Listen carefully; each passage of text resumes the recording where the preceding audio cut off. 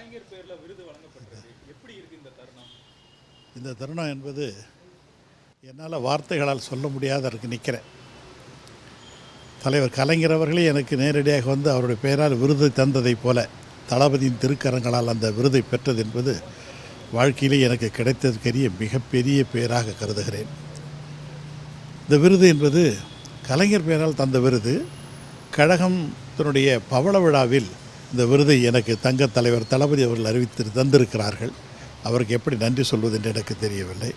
திராவிட இயக்கம் என்பது கிட்டத்தட்ட 100 ஆண்டு கால இயக்கத்தை தன்னுடைய தோளில் சுமந்து அல்லும் பகலும் உடைத்து கொண்டிருக்கிற தங்கத் தலைவர் தளபதியினுடைய திருக்கரங்களால் இந்த விருதை நான் பெற்றிருக்கிறேன்.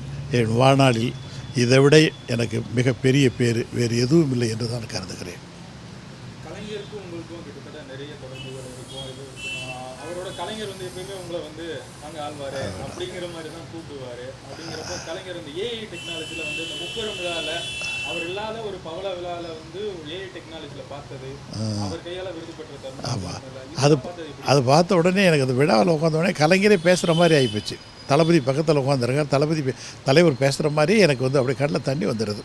தலைவர் தளபதி வாழ்த்து சொல்கிறதுன்றது உண்மையிலேயே மகிழ்ச்சியாக இருந்தது. இந்த தருணத்தில் இந்த பவள விழா ஆண்டில் தலைவர் அவர் இருந்து இந்த விழாவை நடத்தினா எப்படி மகிழ்ச்சி இருக்குமோ அதே போன்று தளபதி அவர்கள் நடத்தி இந்த விழா என்பது எனக்கு மிகப்பெரிய மகிழ்ச்சியை தந்திருக்கிறது. மிகப்பெரிய நிகழ்ச்சி. இந்த நிகழ்ச்சியை சென்னை இந்த தெற்கு மாவட்டம் இவ்வளவு அற்புதமாக செய்து தந்திருக்கிற மாவட்ட கழக செயலாளர் மா சுப்பிரமணியத்து அவர்களுக்கும் இந்த நேரத்தில் என்னுடைய நன்றியை தெரிவித்துக் கொள்கிறேன். ஒரு நாள் நான் சொன்னேன், ஆனால் பாரதி பற்றி பேச்சு வந்தது. அவர் சொன்னார், பாரதி எழுத்தும் தெய்வம் எழுதுகோலும் தெய்வம், பாரதி அற்புதமாக சொல்லியிருக்கானா அப்படின்னு சொன்னேன். அவர் சொன்னேன், நீங்கள் 2 கோடி பக்கங்கள் உங்கள் கைகளால் எழுதிய உலகத்திலே ஒரே தலைவர் நீங்கள் தான். 2 கோடி பக்கங்கள் எழுதியிருக்கீங்களே, நீங்கள் எழுத்தும் தெய்வம் எழுதுகோலும் தெய்வம் தானே நான் உங்களுக்கு அப்படின்னு சொல்கிறேன். உடனே தலைவர் கலைஞர் அடித்தார், அப்படி இல்லையா, எழுத்தும் எழுதுகோலும் எனக்கு சன் அண்ட் டாட்டரே அப்படின்னு அடித்தார். அது மாதிரி உலகத்தில் அவரை மாதிரிலாம் நினச்சே பார்க்க முடியாது. ஒரு நாள் கோயிலுக்கு போயிட்டு வந்தேன். புரட்டாசி மாதம் இதே மாதிரி தான். புரட்டாசி மாதம் 3வது சனிக்கிழமை கும்பிட்டு நான் நெத்தியில் திருமணம் இட்டுக்கு நான் போனேன். போனோடனே என்னையா எங்கேயா போனேன், கோயிலுக்கு போயிட்டு வந்தேன் அப்படின்னா, இந்த 3ஆம் சனிக்கிழமை கும்பிட்டா ரொம்ப நல்லதுண்ணே, அதனால் எல்லாம் நல்லபடியாக நடக்கும் போவோம் அப்படின்னு நான் போனால் அதை பற்றி சொன்னேன். அப்படியா, சாமி கும்பிட்டா ரொம்ப நல்லதே அப்படின்னு. ஆமாண்ணா ரொம்ப நல்லதுண்ணே அப்படின்னேன். உடனே ஒரு பேப்பர் எடுத்தார், சாமியை வணங்கிடுவோம்னு எழுதினார். எனக்கு ஒரே மகிழ்ச்சி, பரவாயில்ல நம்ம சொன்னது தலைவர் ஏற்றுக்கினார்னு. சாமி வணங்கிடுவோம்னு எழுதினார். என் எதுக்கு எழுதினார்.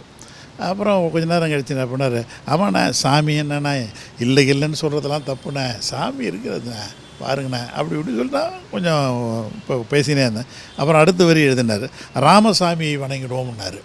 அப்போ எனக்கு இன்னும் மகிழ்ச்சி, ஆமாண்ணா ராமசாமி, ராமன் தானே உண்மையான தெய்வம், ராமசாமியை வணங்கிவிடுவோம் கரெக்டு தானே என்ன. அதுக்கு அடுத்த வரி எழுதினார், பெரியார் ராமசாமி வணங்கிடுவோம்னு எழுதினார். இப்படி பல சம்பவங்கள் சொல்லிக்கொண்டே போகலாம்.